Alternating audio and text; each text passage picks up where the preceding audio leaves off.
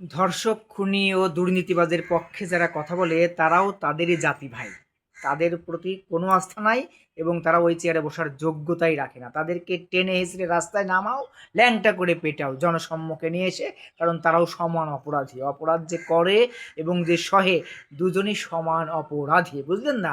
যারা ধর্ষকের পক্ষে দাঁড়ায়, যারা ধর্ষকের পক্ষে কথা বলে, যারা খুনিকে বাঁচাতে চেষ্টা করে, যারা দুর্নীতিবাজের সাথে থাকে, তারা সবাই মিলেমিশে একই সাথে কায়দা করে ফায়দা লোটার নানান রকম পায়তারাই ফন্দি ফিকির এঁটে তারা সুবিধাবাদ জিন্দাবাদ স্লোগানে জীবন কাটায়, বুঝলেন নাই?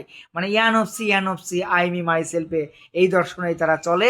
এই জন্যে তারা ধর্ষককে বাঁচাতে চায়। এখনো পর্যন্ত রামিসাকে যে ধর্ষণ করলো, হত্যা করলো, মাথাকে বিচ্ছিন্ন করলো, সে নিজে স্বীকার করলো, তারপরেও তার পক্ষে অনেকেই কথা বলছে, বা তাদের মানে এমন মনোভাব যে তারা ওই শাস্তি কার্যকরে বিলম্ব করতেছে। কেন?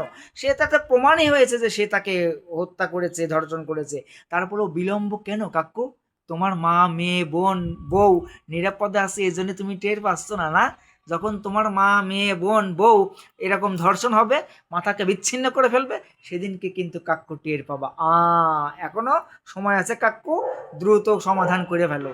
নাহলে জনগণ যদি খেপে, তাহলে কিন্তু তোমাকেও ঝামেলা আছে। হ্যাঁ, চেয়ারও থাকবো না। মনে করো যে জনগণ যেখানে যারে যেমনে পাইবো, কাইটা কিন্তু ছিন্ন ভিন্ন করে এলাইবো, বুঝো নাই? তখন আর ওই পুলিশের হাতে দিবে না যে ধর্ষককে ধরলাম আর পুলিশের কাছে দিলাম যে আমরা রাষ্ট্রের আইনের প্রতি শ্রদ্ধাশীল, আমরা আইনকে সম্মান করি, আমরা আইনের প্রতি বিশ্বাস রাখি, ভরসা রাখি, দেখি আইন কি করে। তো দেখি এখন তো আইন দেখতেছে যে তাদেরকে নিয়ে গিয়ে খেজুর খাওয়াচ্ছে।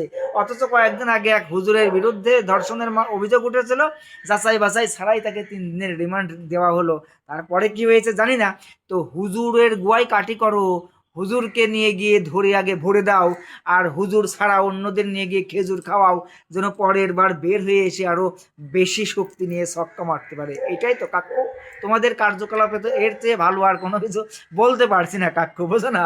স্বরাষ্ট্রমন্ত্রীর মতো মানুষ বলছে যে আমরা তো মধ্যযুগীয় অবস্থায় নেই, আমরা এখন আধুনিক হয়েছি। আরে বাবা, আধুনিক হয়েছে মানে কি? ধর্ষণ যে করবে, ধর্ষককে জনসম্মুখে নিয়ে এসে মাথা বিচ্ছিন্ন করে দাও। ও তো মাথা বিচ্ছিন্ন করে দিয়েছে রামিয়াসাকে, তাহলে ওকে মাথা বিচ্ছিন্ন করতে তোমার মধ্যযুগীয় কায়দা আসতেছে। আর ও কোন যুগীয় অবস্থায় ধর্ষণ করে হত্যা করেছে কাক্কু?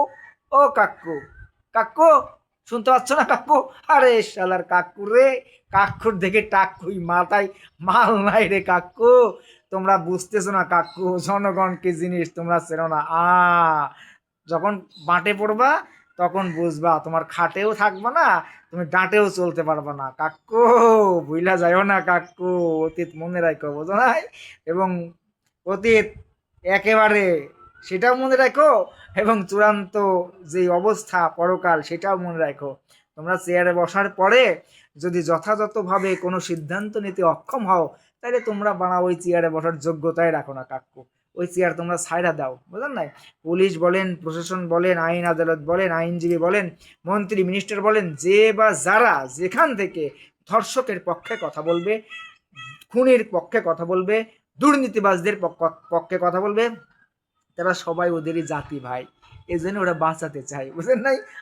এই জন্যে পরবর্তী থেকে, এখন থেকে সবাই নিজ নিজ মানে পরিবেশ, নিজ নিজ সমাজ থেকে, নিজ নিজ অবস্থান থেকে সক্রিয় হও।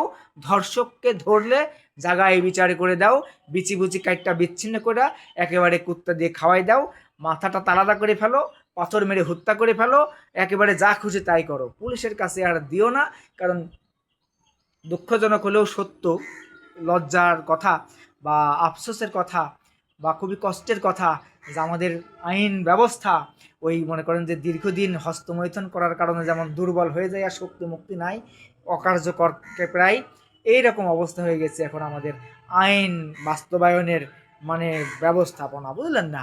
মানে প্রমাণ হওয়ার পরেও, অপরাধী প্রমাণ হওয়ার পরেও, খুনি প্রমাণ হওয়ার পরেও, ধর্ষণ প্রমাণ হওয়ার পরেও তাদেরকে এখনো পর্যন্ত ওই রামিসার যে খুনি এবং ধর্ষক, তাকে এখনো একটা ফুলের টোকাও দেওয়া হয় নাই। কেন মামা?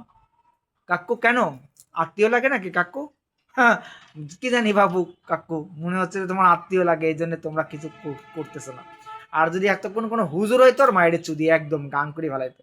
হ্যাঁ, যদি কোনো মনে করো যে মসজিদ মাদ্রাসার কোনো ঘটনা ঘটতো, যদি কোনো টুপিওয়ালা হইতো, যদি কোনো বোরখাওয়ালা হইতো, এই তোর মায়ের বাপ একদম গাং করে ফেলাইতো।